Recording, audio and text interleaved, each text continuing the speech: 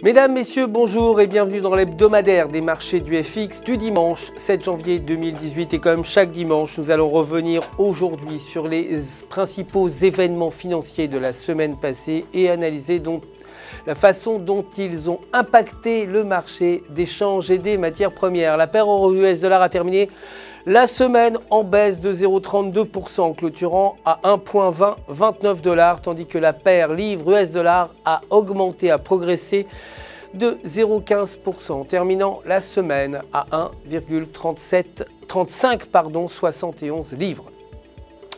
L'économie de la zone euro a terminé l'année 2017 avec sa plus forte croissance depuis près de 7 ans. L'IHS, l'indice final composite des directeurs d'achat de Markit qui mesure la croissance globale de la zone euro, a atteint sa valeur la plus élevée depuis février 2011.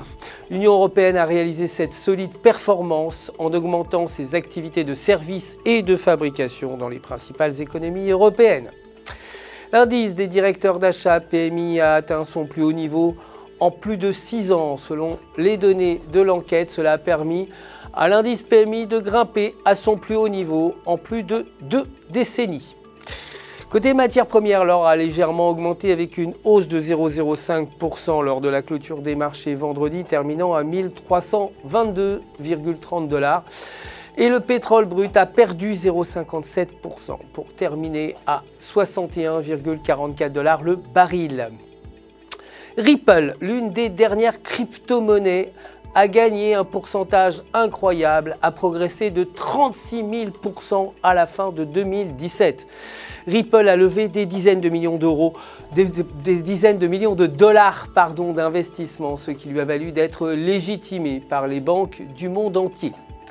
Cette croissance impressionnante a suscité des rumeurs selon lesquelles cette devise digitale serait ajoutée à Coinbase, un bureau de change numérique dont le siège se trouve à San Francisco.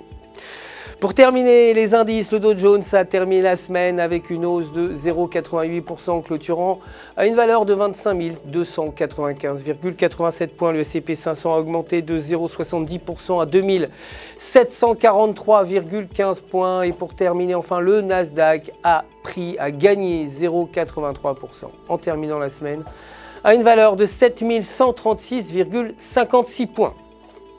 C'était le résumé des événements financiers de la semaine dernière. Je vous retrouve dès demain matin pour la suite de l'actualité des marchés du FX au quotidien. D'ici là, restez en notre compagnie. N'oubliez pas de vous connecter sur www.ufx.com pour tous vos besoins de trading et pour retrouver votre gestionnaire de compte, vous le savez, qui répondra à toutes vos questions. Toute l'équipe du FX se joint à moi pour vous souhaiter une excellente semaine de trading.